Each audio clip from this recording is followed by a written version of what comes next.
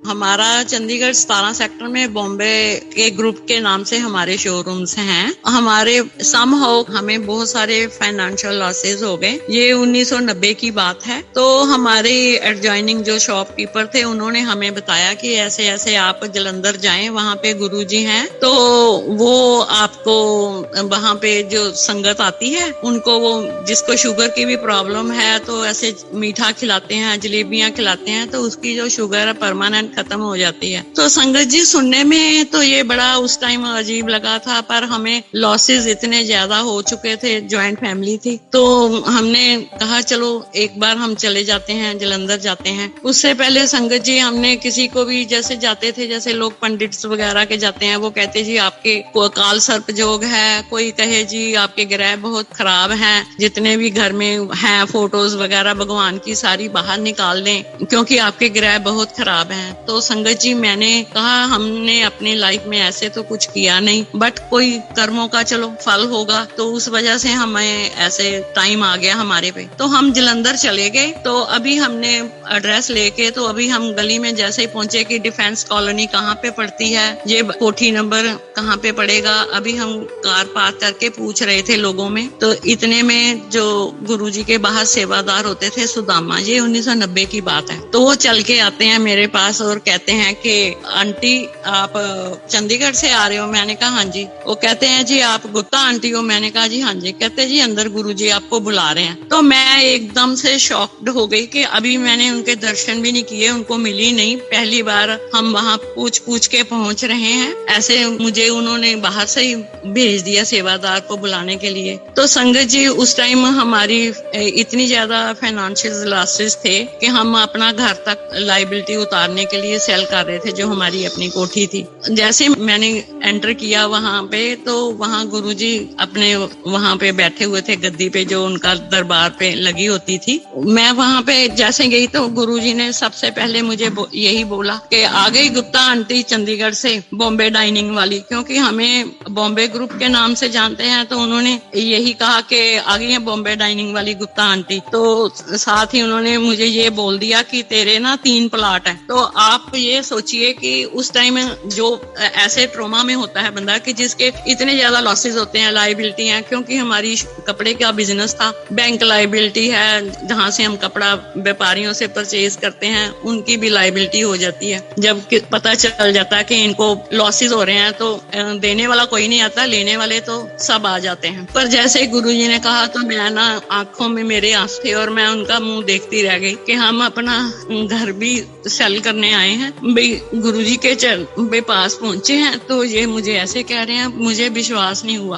पर उसके बाद में हमने मत्था टेका, बैठ गए वहां पे। संगत जी काफी देर बैठे रहे। थोड़ी देर के बाद जैसे सबके लिए चाय प्रसाद आता है, जल प्रसाद आता, जलंधर वहां की मैं बात कर रही हूँ, तो ऐसे बैठे रहे। तो जब उन्होंने बुलाया इजाजत देने के लिए, तो मुझे उन्होंने कहा आंटी 15 दिन के बाद यहाँ पे हाजिरी लगानी है तुमने। तो और मैंने कहा ठीक है। फिर मैंने कैलेंडर में ना नोट कर लिया कि हर 15 दिन मेरे कब होते हैं, मैं जाना शुरू कर दिया। तो संगत जी, उस टाइम मेरी सिचुएशन ऐसी थी कि मेरे पास लोकल जहाँ हमारे कार ड्राइवर थे, बट आप समझ सकते हैं कि जब लाइबिलिटी होती है तो सब चीजें हाथ से चली जाती हैं। तो मैंने लोकल बसेस में, मेरे पास पैसे नहीं होते थे, तो ऐसे थोड़े से पैसे लेके मैं लोकल बस में जाती रही वहां पे जलंधर पे। तो ऐसे मैं 5 साल लगातार जाती रही। उसके बीच में गुरुजी ने मेरे से, जब भी मैंने जाना, कभी वो मिलते थे कभी नहीं मिलते थे। वेरी नेक्स्ट वीक हमने अपने बच्चों को बोला कि ऐसे ऐसे हमने वहां पे देखा, इतनी संगत सुंदर सुंदर कपड़े पहने और हंसती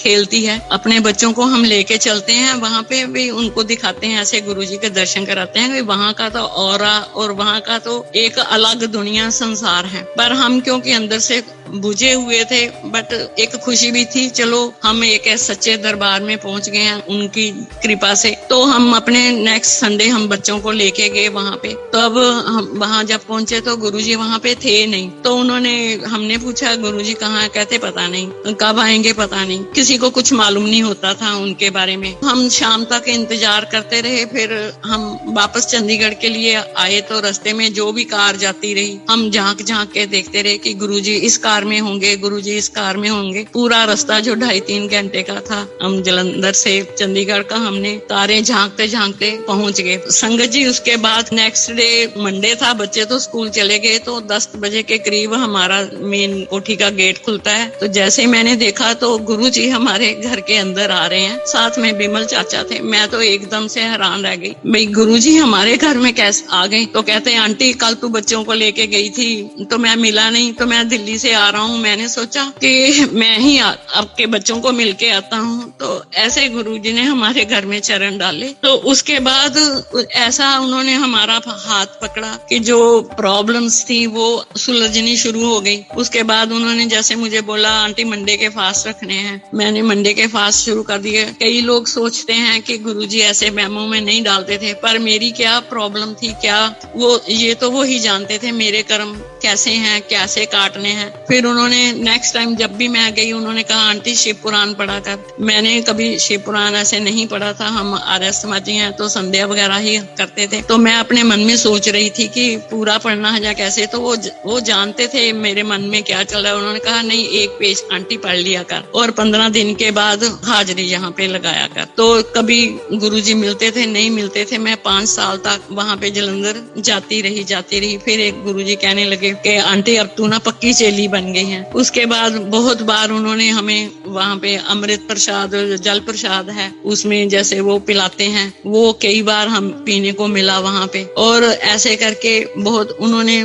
बहुत सारे उपाय भी करवाए मेरे से। कभी उन्होंने कहना आंटी 11 वीरवार अपने किचन में ना शाम को तेल का दिया जलाना। कभी उन्होंने मुझे कहना आंटी जो 7 सेक्टर में मिनी जू है वहाँ पे बंदर हैं तो उनको पकोड़े डालने हैं। ऐसे करके गुरुजी ने जो भी मेरे कष्ट थे वो जानते थे कैसे काटने हैं। फिर एक बार मुझे कहते हैं आंटी 2 कमीजा लेके आई। मैंने सोचा कि गुरुजी ने पहननी होगी। हम तब सोच रहे थे कि गुरुजी मतलब जैसे महापुरुष हैं तो लाइट कपड़े ऐसे व्हाइट शर्ट सिल्क की मैंने अपनी शॉप से ले ली और ऐसे करके तो हम चले गए। तो शाम तक बैठे रहे तो गुरुजी बाद में कहने लगे कि आंटी लाइया कमीजा इधर लेके आ। तो उन्होंने अपने हाथ में पकड़ ली और उनको हाथ में ही उन्होंने पकड़ के अपने मन में ही कुछ किया होगा। हमें तो कुछ, हम उनको देख ही नहीं सकते थे, उनका ऑरा ही ऐसा होता था, आंख से आंख तक हम मिला नहीं सकते थे। तो कहने लगे ये अंकल को कहना कमीजे वही से ला ले पहन ले। तो अपने मन में मेरे ये आया कि शायद इनको ये कपड़े पसंद नहीं आए हैं, क्योंकि हम भी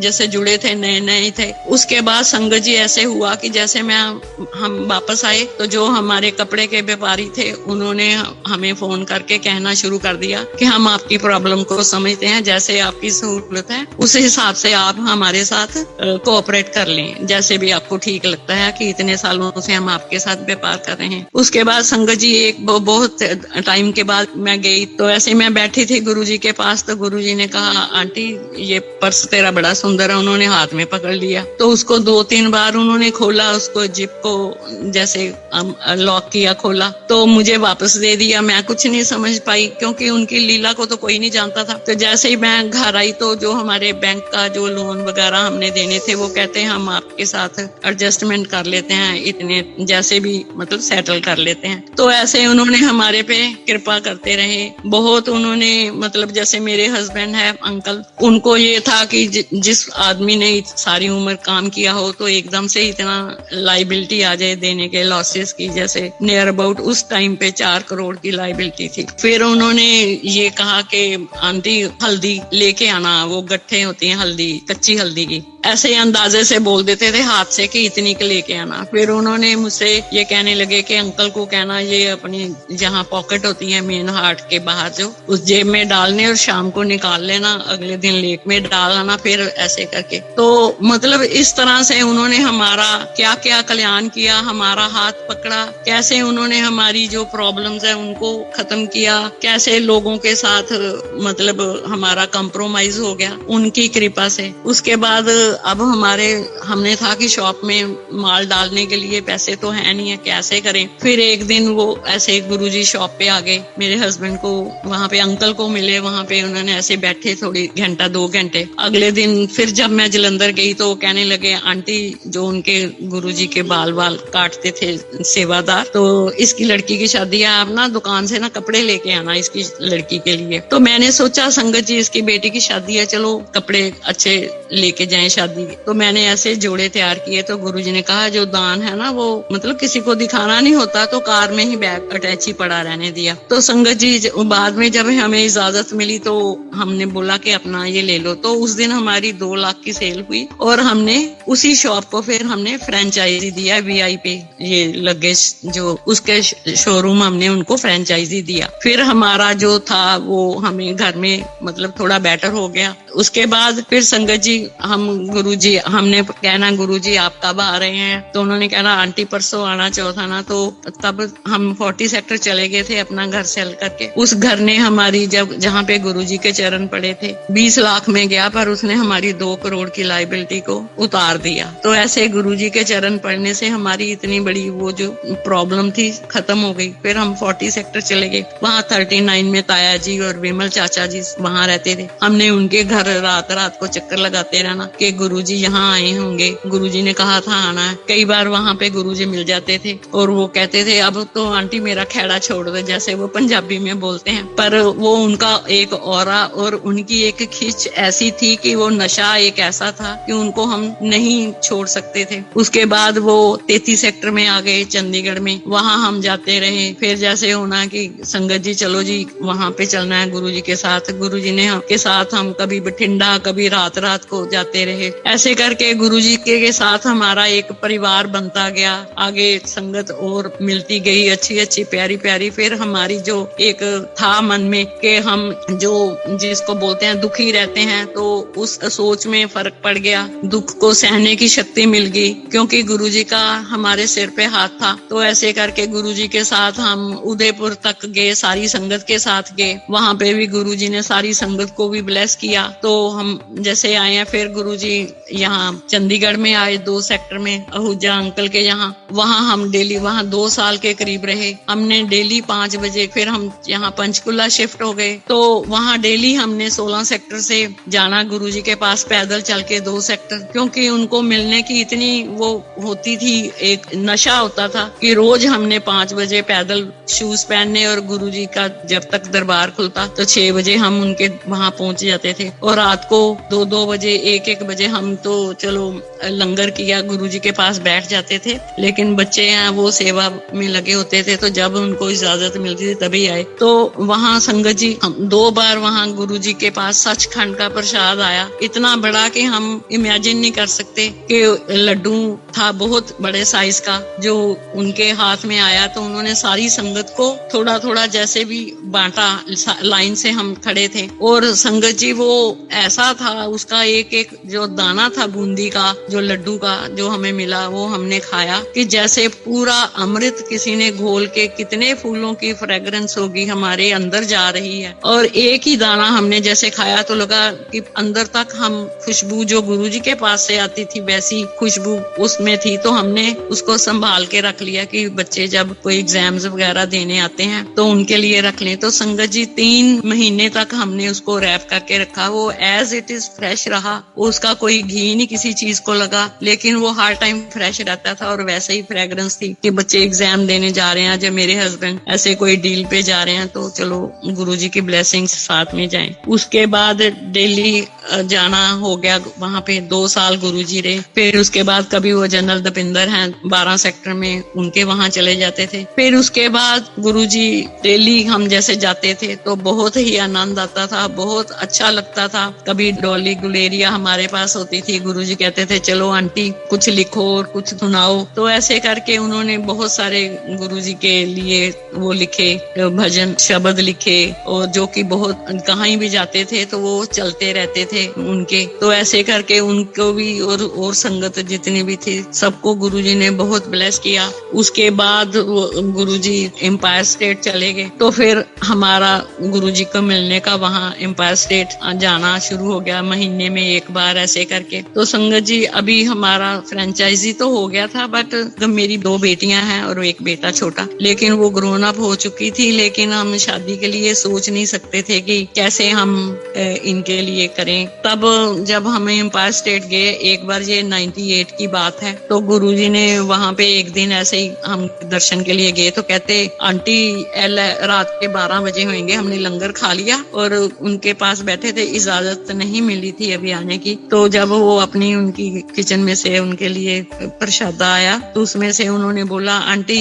एला तेरी कुड़ी दा एक बाइट उसकी तोड़ी रोटी की और सब्जी लगा के मुझे कहते हैं, आंटी अब ये ले तेरी बेटी की शादी का ना मैंने लंगर खिला दिया तेरे को। तो मैं एकदम से, क्योंकि मेरी 2 बेटियां, अब कैसे, मैंने कहा गुरुजी अभी तो बड़ी भी है। वो कहते नहीं बस अब गाने लगाओ और नाचो सारे जने। तब वहां पे हरपाल टिवाना थे और ये खट्टर जो जगदीश टाइटलर वगैरह, ये ऐसे बहुत सारे लोग बैठे थे। तो गुरुजी ने म्यूजिक ऑन करवा के सबको कहा चलो नाचो। तो सब हो गए कि एकदम से ऐसे 12 बजे क्या हुआ। पर संगत जी जैसे ही मैं आई वहां से, मुझे तो खुद समझ नहीं आया कि गुरुजी ने ऐसे किया और डांस करवाया सबको। तो चंडीगढ़ लोकली 9 सेक्टर से हमारी बेटी के लिए एक रिश्ता आ गया। मैंने अब हम 16 सेक्टर में हम किराए के घर पे रहते थे। दुकान हमने फ्रेंचाइजी दी हुई थी, ज्यादा तो नहीं हो पाता था क्योंकि जॉइंट फैमिली है तो शेयर करना पड़ता है जो भी मिलता है। अब वो लड़के वाले आगे, वो कहते हैं कि हम तो लड़की को रिंग डालने आए हैं, और हम कहें कि नहीं, हम चाहे बॉम्बे फैमिली को बिलोंग करते हैं, बट हमारे पास कुछ है नहीं है कि हम इनको दे सकें। लेकिन और जो हमारा जो घर है यहाँ भी हम रेंट पे रह रहे हैं भाई, ऐसे ठीक है हम बॉम्बे वाली फैमिली हैं, बट हमारे पास कुछ है नहीं है। वो कहते हैं हमें कुछ चाहिए ही नहीं, हमें तो सिर्फ लड़कियां ही चाहिए, तो हम रिंग लेके आए हैं डालने के लिए, तो ऐसे रिश्ता पक्का करना है। अब संगत जी आप सोचिए, उस दिन संडे का दिन था, मेरे पास इतने भी पैसे नहीं थे कि मैं लड़के को रोक पाऊं। फिर जो हमारी लैंड लेडी थी उससे मैंने बोला कि मुझे थोड़े से पैसे दे दो, मैं इसको शगुन डालूं और मिठाई का एक डब्बा लेके आऊं। तो ऐसी सिचुएशन थी हमारी कि जहाँ गुरुजी ने हमें कहाँ से तो कहाँ हमें उन्होंने पहुंचा दिया। फिर जब उनकी शादी का टाइम आया, अब जो हमारे अपने रिश्तेदार थे वो तो सारे पीछे हट गए कि इनके पास कुछ है ही नहीं। आप समझ सकते हैं, जब पैसा होता है तो सारे रिश्तेदार हैं, अपने भी भाई बहन हैं, जब नहीं होता है तो सारे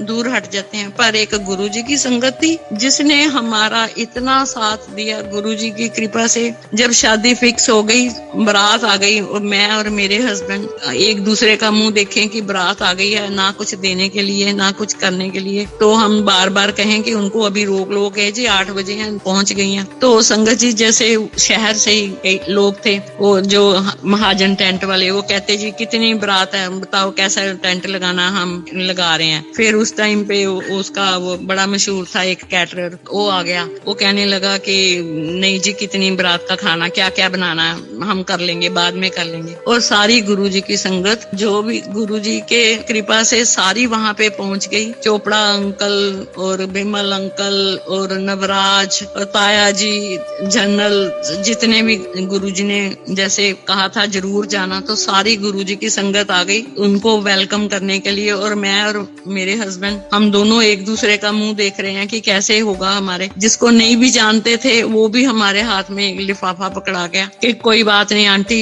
ये करो ये करो ये करो। तो कैसे वो सब हो गया, हम हक्के बक्के रह गए। पर गुरुजी की कृपा थी, तो गुरुजी के ही परिवार ने उस सारे जो शादी का वो था फंक्शन, उसको संभाला जब तक कि डोली नहीं चली गई, और सारी संगत तब तक साथ ही रही। साल के अंदर फिर मेरी दूसरी बेटी का भी लोकल ही रिश्ता आया, उन्होंने भी कहा हमें कुछ नहीं चाहिए, हमें लड़की। तो संगत जी फिर उसके बाद हुआ कि जिस चीज के लिए लोगों के जूते घिस जाते हैं शादी शादियों पे लाखों लग जाते हैं। वो तो गुरु महाराज की कृपा से ऐसे ही सारे काम हो गए कि जैसे हमें पता भी नहीं चला। तो ऐसे हमारे गुरु जी हैं, जिसको कहते हैं ना बिन बोले सब कुछ जानता। वो हर एक के बारे में सब कुछ जानते हैं, समझते हैं, पर उन्होंने कभी ये नहीं पूछा कि मैंने क्या कर दिया आंटी, जो तुम्हारी प्रॉब्लम थी इतनी सॉल्व हो गई है। जब मैंने उनको कहा कि गुरुजी अब ये हुआ या ऐसे हुआ, ऐसे सिर्फ वो यही कहते थे कि आते जाते रहा करो, आते जाते रहा करो, कि पता नहीं कैसे किसका कल्याण हो रहा है, वो कैसे कर रहे हैं। तो ऐसे जब शादियां भी हो गई, गुरुजी फिर कहते कि अब बड़ा मंदिर जब तैयार होता तब भी हम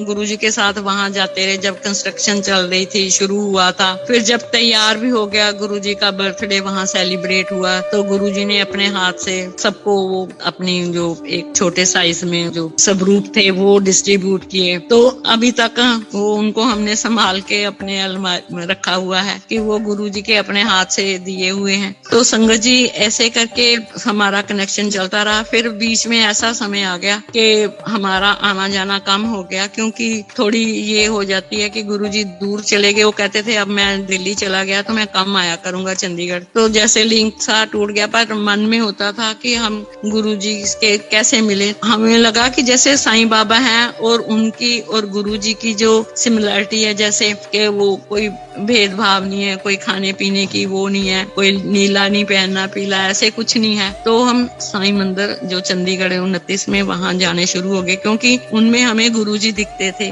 तो ऐसे करके बीच में हमारा लिंक थोड़ा सा टूट गया दिल्ली आने जाने का। अब रिसेंटली गुरुजी का बर्थडे तो हम हर साल मनाते थे कि 7 जुलाई को होता है। अब हम अपनी शॉप पे दोबारा से उनकी कृपा से, अब देखो तब उन्होंने कहा था जब हम अपना घर सेल कर रहे थे, तो आंटी जाते ही मुझे कहा आंटी तेरे 3 प्लॉट है। अब उनकी कही हुई वाणी अब वैसे के वैसे जहाँ से हम चले थे वहीं उन्होंने हमें पहुँचा दिया। गुरुजी की कृपा इतनी है कि जैसा सोचते हैं वैसे ही हमारा अब हो गया।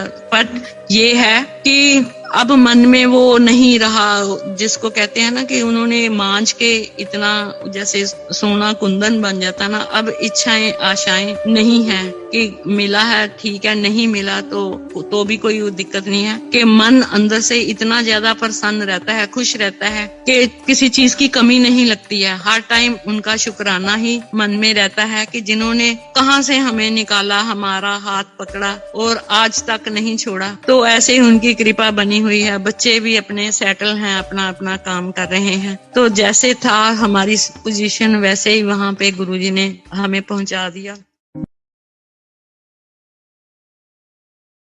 जय गुरु जी। संगत जी, सिमर सिमर सिमर सुख पावो, कल कलेश तन माहे मिटावो। जितना जतन कोई कर ले, कोई बहुत सारे तरीके अपना ले, चाहे कुछ भी कर ले इंसान, बिना सिमरने से प्राप्ति नहीं होनी है। ये बड़ा जरूरी है सिमरना। ये कौन कहता है? ये वो कहते हैं जिन्होंने ये धरतियां, आकाश, जीव जंतु, जहां भी जिस धरती पर भी है, जिसने बहुत सा मंडल बनाए हैं, ये उनका कहना है, मतलब परमात्मा का कहना है। परमात्मा की जब बात करते हैं ना, कई बार ये परमात्मा वर्ड बहुत बार सुन चुके हैं। जब से पैदा हुए हैं परमात्मा परमात्मा ऐसे सुन चुके हैं, एक ऐसे आदी हो गए हैं कि ये कोई आम सी बात है, ये कोई नई बात नहीं है। लेकिन ये आम सी बात नहीं है, ये सबसे खास है। परमात्मा सबसे खास है। आज इस रूप में आया परमात्मा। गुरुजी कहते हैं, उनका आज नाम गुरुजी है। वो कहते हैं कि सिमर सिमर सिमर सुख पाओ, बिना सिमरन के सुख नहीं मिलेगा, कोई प्राप्ति नहीं होगी। कल कलेश तन माहे मिटाओ।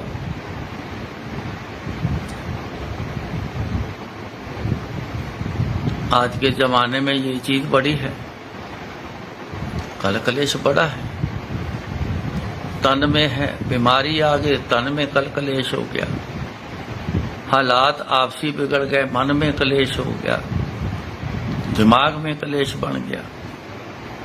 ये सारी चीजें जो हैं मुश्किल वाली, जो हमारे साथ कुछ हो गई, तो ये जानी कैसे है? सिमर करने से। सिमर सिमर सिमर सुख पाओ, गुरु जी को याद करना।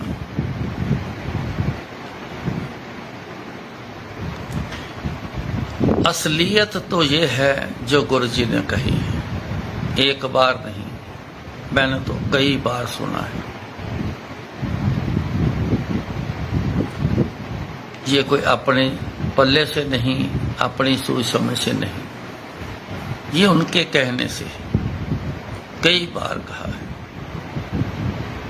तुसी मैनू याद करो, मैं तुहाडे काम करांगा। याद की है? सिमरना। ये सिमरना है। जब तक नहीं करेंगे तो कैसे प्राप्ति होगी? इसलिए ये सबसे ज्यादा जरूरी है कि सिमरना, नहीं छोड़ना, ना छोड़ना, करते रहना, जब भी समय मिल जाए जरूर करते रहना।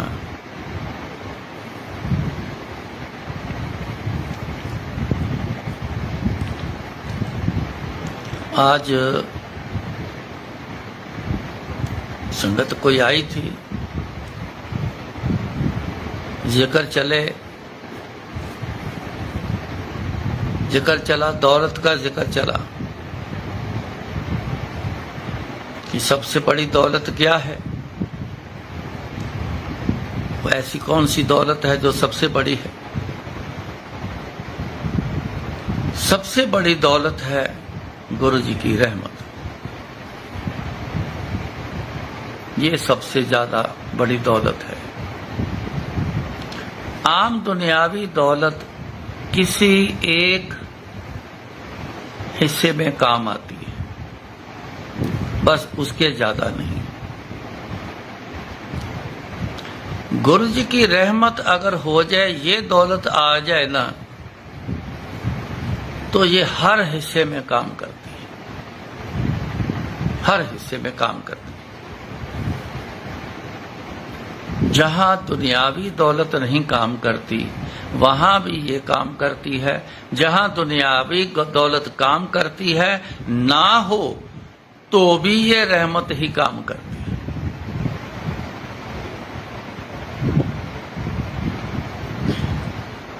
सत्संग चला, जो पहले भी कई बार हुआ है। गुरु जी के पास रहा हूं, कमाई की नहीं, काम किया नहीं, दुनियावी की बात करता हूं। दुनियावी काम नहीं किया, दुनियावी कमाई नहीं की, तो दुनियावी दौलत नहीं है। वक्त आया जब लड़के की शादी करनी थी, तो वक्त आया, देख रेख गुरुजी ने कर दी,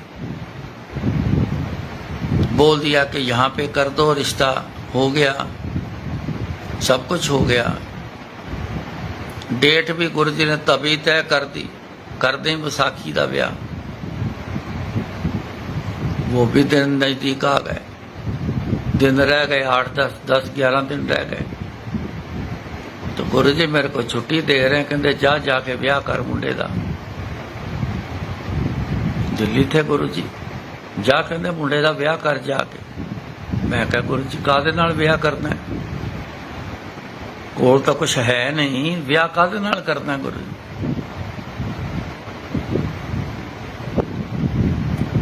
कहते तू जा कर विआह हो जाना। मैं कहा जी तुहाडे कहे नाल तो जरूर हो जाना है।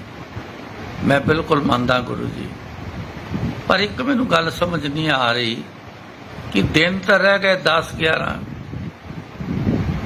जांदियां ही सारे काम शुरू करांगा तां जाके काम निपटणगे।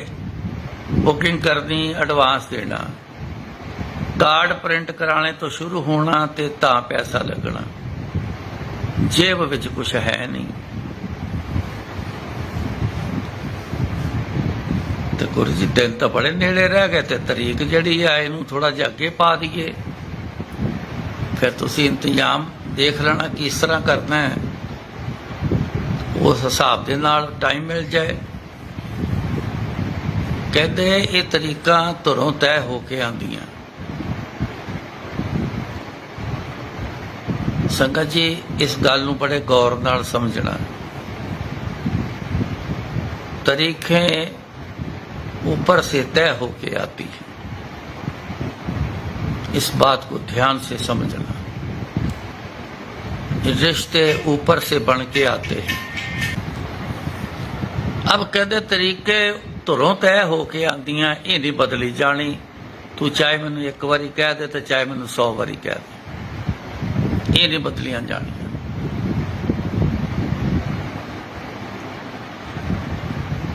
तू जा जलंधर, जा जाके विआह कर, देखी बड़ा वधिया विआह होएगा, बड़ा चंगा विआह होएगा, शादी बड़ी चंगी होएगी।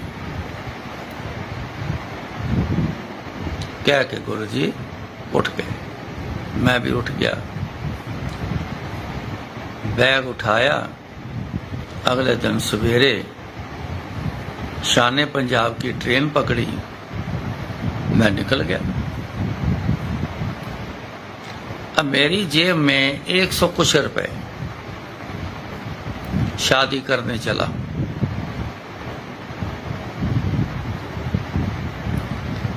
$92 या $93 की टिकट ऑर्डिनरी आती थी दिल्ली से जलंधर। वो टिकट खरीदी, ट्रेन में बैठ गया तो जलंधर पहुंच गया। जब घर पहुंचा तो रह गए 47 रुपये, 47 रुपये।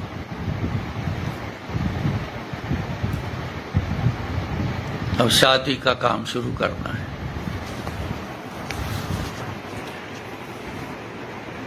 ₹47 से शादी का काम शुरू हुआ। भेजा है जब गुरुजी ने, तो इंतजाम की बरकत, इंतजाम की ब्लेसिंग वो भी तो साथ करके भेजी, ऐसे तो भेजा नहीं।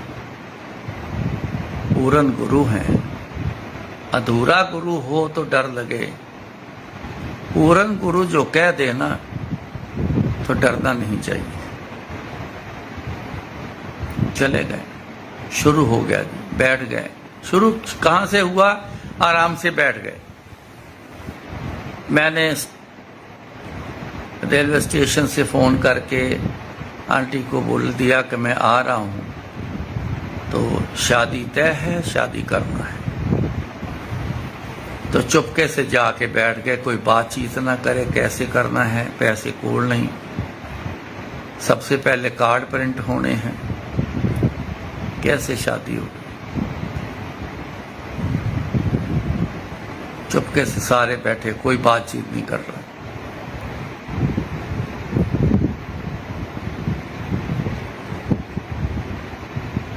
दिन निकल गया, अगला दिन शुरू हो गया।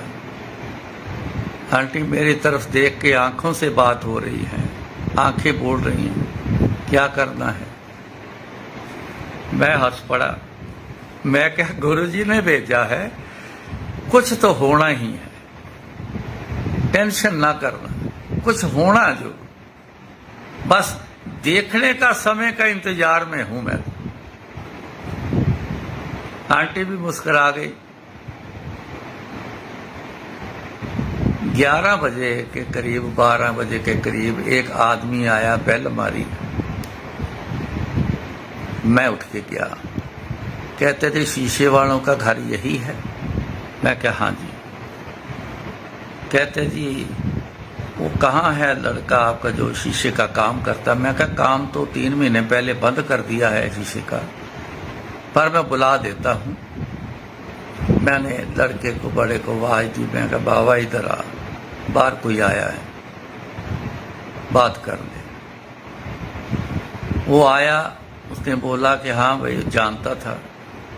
कहते बाबूजी ने आपको बुलाया है, अभी आओ। वो चले गया। हमारे घर के पास चौक में उनकी दुकान है, वो चले गया। कहता हाँ जी। कहते टेबल टॉप टूट गया है, बड़ा है, अभी लगाना है, देरी नहीं करना है, अभी लगाना है। कहता अंकल मैंने तो काम बंद कर दिया 3 महीने पहले। कहता मेरे को नहीं पता, टेबल टॉप लगाना है, अभी लगाना है, मेरे को तेरा पता, मैंने कहीं और नहीं जाना, मेरे को तो अभी चाहिए।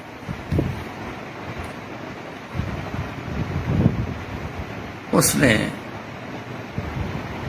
दिमाग से सोचा क्या करूं।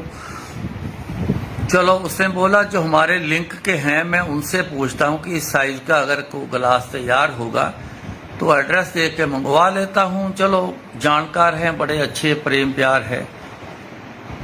उसने फोन किया कि किसी को कि इस साइज का आधे इंची मोटा गिलास चाहिए, ग्राइंड किया हुआ चाहिए, तैयार रेडी पड़ा है। उसने बोला होल्ड कर, मैं चेक करता हूं। उन्होंने चेक किया तो उनके पास पड़ा था। उसने बोला कि ये एड्रेस है, इस एड्रेस पे भेज दो और बताओ इसकी प्राइस क्या लोगे। उन्होंने प्राइस बता दी। उन्होंने बोला जी कि भेज दो। उसने वो भेज दिया। थोड़ी देर में जब वो आया तो उसको फोन आ गया कि वो रिक्शे वाला चल पड़ा है, तो वहां पहुंच गया। जब आया तो उठा के तो टेबल टॉप पे रख दिया। उसने बोला बाबा कितने पैसे हैं इसके? तो उसने बोला अंकल मेरी शादी है 8-10 दिन तक, मैंने कार्ड प्रिंट कराने के लिए आपके पास आना था। कहता अरे कमाल है, इतने दिन रह गए तो कार्ड ही नहीं प्रिंट कराए? कहता नहीं, आज कराने हैं। कहता मैटर दे, ये तो अपना काम है, मैटर दे। मेरे को उसने फोन करके बुलाया, मैं आ गया तो मैटर वगैरह सारा सेटल कर दिया, डिजाइन सेटल कर दिया। तो मैंने बोला कि भाई साहब ये शाम तक प्रिंट करा के दो। कहता शाम तक नहीं होने, कल सवेरे 12-1 बजे तक ले लेना। मैं क्या 12-1 तो देरी हो जानी है, सुबह आते ही देख लो। कहते 12-1 में 10 में क्या फर्क नहीं पड़ता है, आप कोशिश करूंगा 10 बजे के बाद दे देता। अगले दिन कार्ड प्रिंट हो गए, कार्ड आ गए।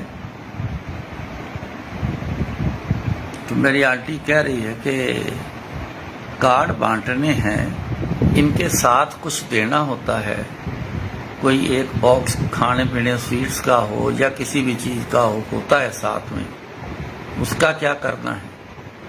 मैं क्या देखो कार्ड प्रिंट हो गए ना, गुरु की कृपा यहाँ से शुरू हुई है, कार्ड प्रिंट हो गए ना, तो अगर खाली नहीं जाने हैं, किसी बॉक्स के साथ जाने हैं, तो मैं क्या गुरु जी की ये मर्जी है, तो उसका प्रबंध भी हो जाएगा। इतने में दोपहर का खाना खाने के लिए हम तैयारी कर रहे हैं, खाना खाने के इतने में मेरा ब्रदर आ गया। ब्रदर आ गया, चलो खाना खाया, इकट्ठे बैठे बातचीत करते रहे। तो मेरे से पूछता है कि शादी की तैयारी हो रही है? मैं कहा हाँ जी हो रही है जी, हाँ जी हो रही। जब वो जाने लगा तो उसने एक एनवेल्प मेरे हाथ में दिया। मैं कहा ये क्या है? कहता ये सगन है शादी का। मैं कहा सगन ऐसे अकेले तू थोड़ी देगा, तेरी घर वाली तेरे साथ होती, बच्चे साथ, आप इकट्ठे जब शादी पे आओगे, मैं आपको इनवाइट करूंगा पहले, फिर आप शादी पे आओगे तो उस समय पे ये सगन देना पड़ता है कि आज तू अकेला आया है, किस काम से आया, तू मेरे को पकड़ा है। कहता कोई जरूरत नहीं है, हम फैमिली ही समझो, ये बस पकड़ो, मैं किसी के सामने कुछ नहीं करना चाहता, ये घर का मामला है तो मेरा और आपका आपस में है। वो दे के चला गया। फिर वापस आया तो मेरे को कहने लगा ज्वेलरी का काम हो गया है। मैं कहा नहीं, आजकल तो रेडीमेड का रिवाज है, पहले ला के रखना, अब अपनी इज्जत भी बनानी है। तो मैं कहा पहले ला के रखना, रखवाली करना, 2 दिन पहले ले आएंगे। उसने बोला कि मैं आपको एक सजेशन देता हूं। मैं कहा बताओ। कहता आप लुधियाना से क्यों नहीं लेते? मैं कहा वहां कौन सी खास बात है? कहता मैंने ना बहुत सारा पैसा किसी से लेना है, वो ज्वेलरी शॉप है उसकी, वो मेरे पैसे नहीं दे रहा है, तो क्यों ना हम वहां से ज्वेलरी ले लेते हैं, पैसा निकल आएगा।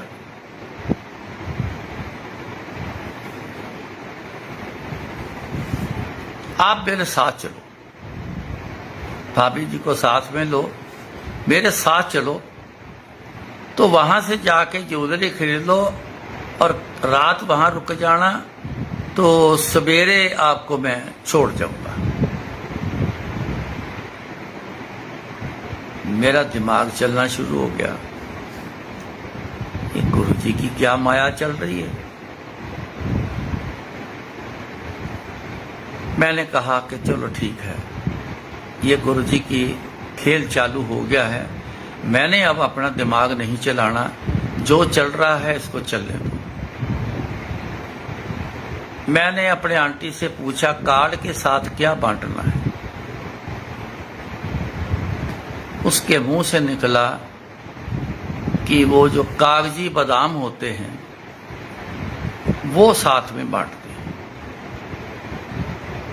मैं कहा वो तो महंगे बड़े पड़ेंगे। फिर वो चुप कर गई। अब फिर दिमाग में आया, मैं कहा ये भी गुरुजी ने ना बुलवाया हो, मैं कौन होता हूं इसको रोक टोक करने वाला। मैंने अपने बड़े लड़के को पैसे पकड़ा दिए। मैंने बोला कि ये पैसे सारे रख, जो इन्वेल्व था। मैं कहा तू ना एक बॉक्स ले लो, उसमें बादाम भर के देखो एक बॉक्स में कितना वजन आता है, तो कितना कार्ड बांटना है उसके हिसाब से कैलकुलेट करके उतने बादाम लेके आओ। हम कल सवेरे आएंगे, हमारे आने तक आप जिनका पता है वो नाम लिखते जाओ, बॉक्स भर भर के वहां कार्ड सप्लाई इनविटेशन देते जाओ। तो कल आ जाएंगे, फिर बाकी बातें कल करेंगे। हम चले गए सीधा दुकान पर। उनके जो ज्वेलरी पसंद करनी थी, जितनी चाहिए थी, वो सबने पसंद कर ली। काउंटर पे आ गए बॉक्स।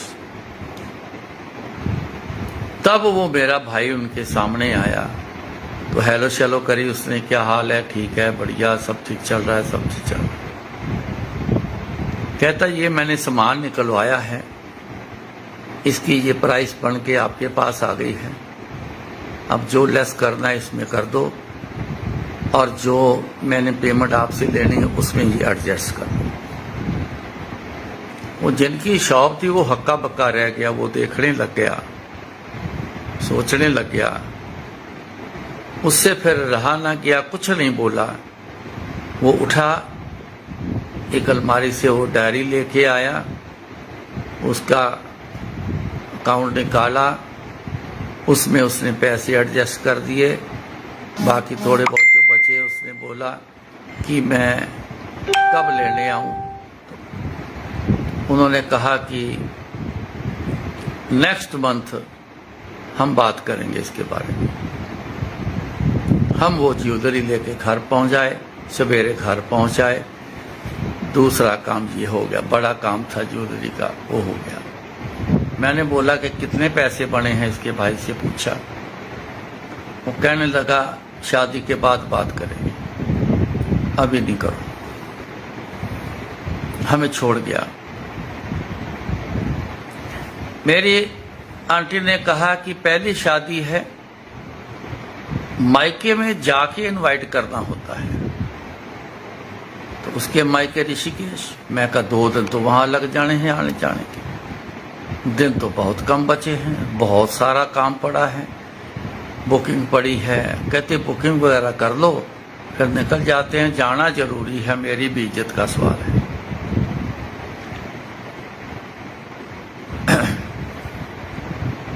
एक दिन बुकिंग में लगाया, जो भी बुकिंग करनी थी, कैटरिंग वाले की, बैंड बाजे की, घोड़ी वाले की, गुरुद्वारा में सगन लेना था वहाँ की, सारी बुकिंग एक दिन में हमने ऐसे गुरुजी ने करवाई कि सारी बुकिंग एक दिन में हो गई।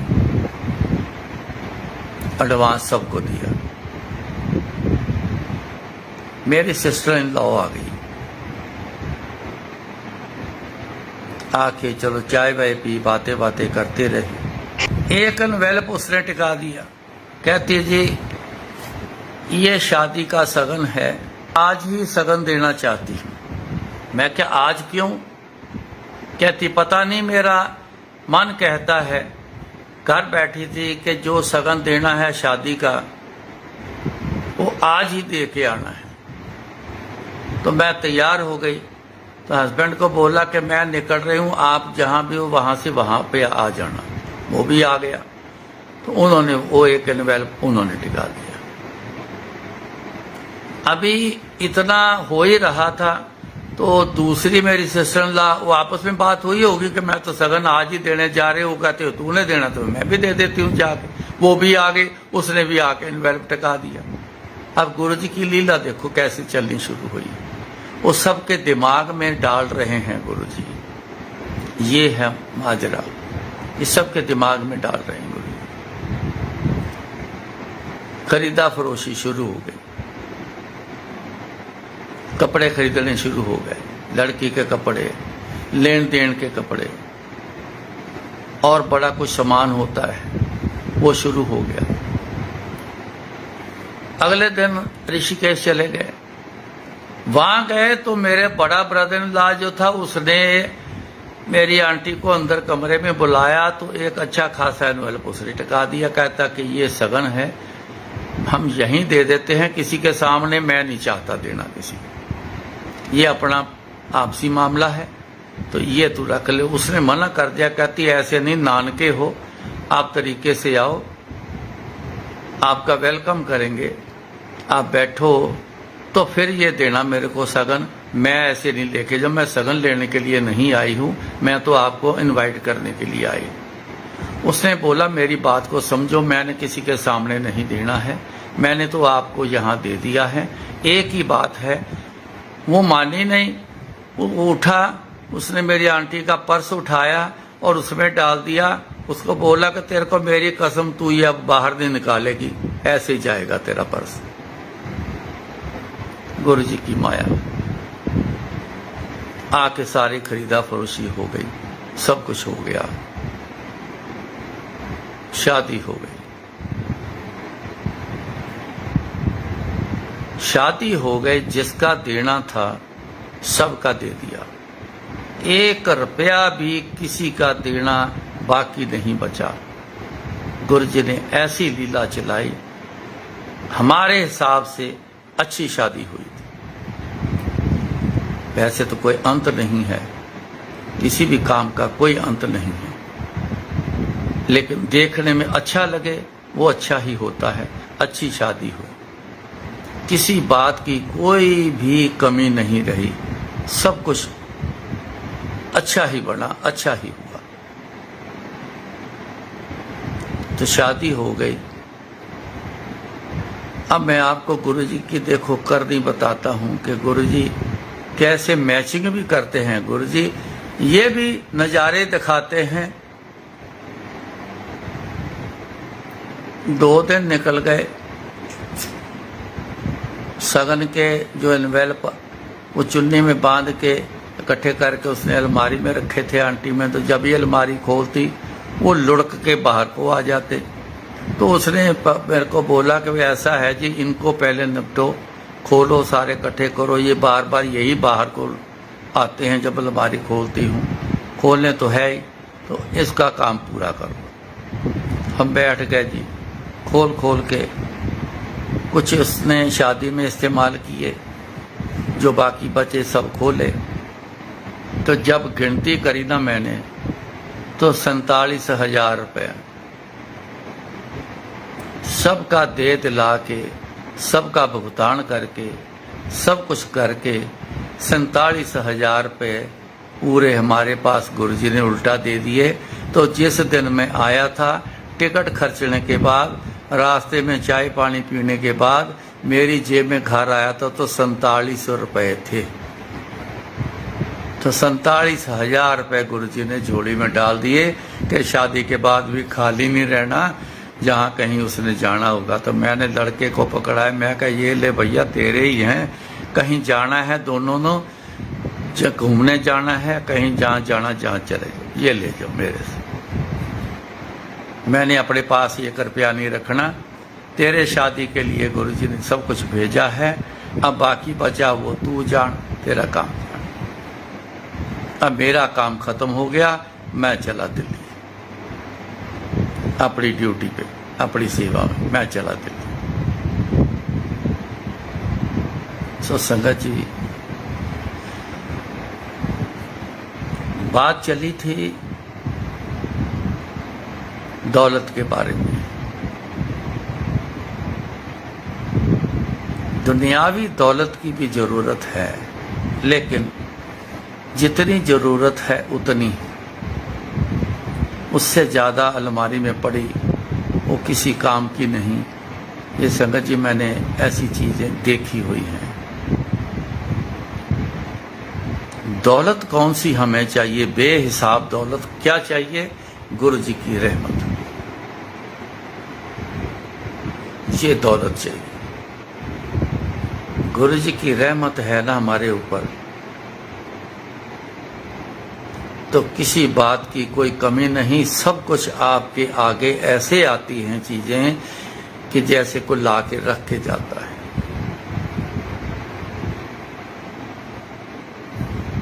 बड़े बड़े मैंने देखे हैं, शादी के बाद कई कर्जदार हो जाते हैं, सारे नहीं, कुछ कर्जदार हो जाते हैं, लेकिन यहाँ 1 रुपया भी सर पे कर्जा नहीं रखा गुरु जी ने, सारे भुगतान करा के उल्टा 47,000 रुपये बचा के दे दिए।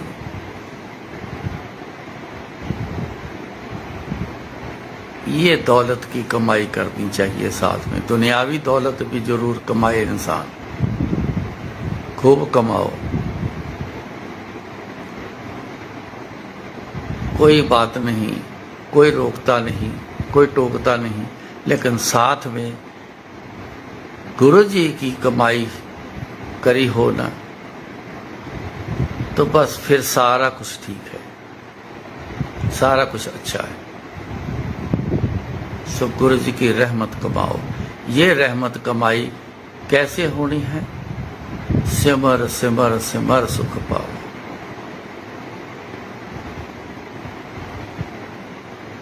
कोई टेंशन नहीं, मेरे को कोई टेंशन नहीं थी।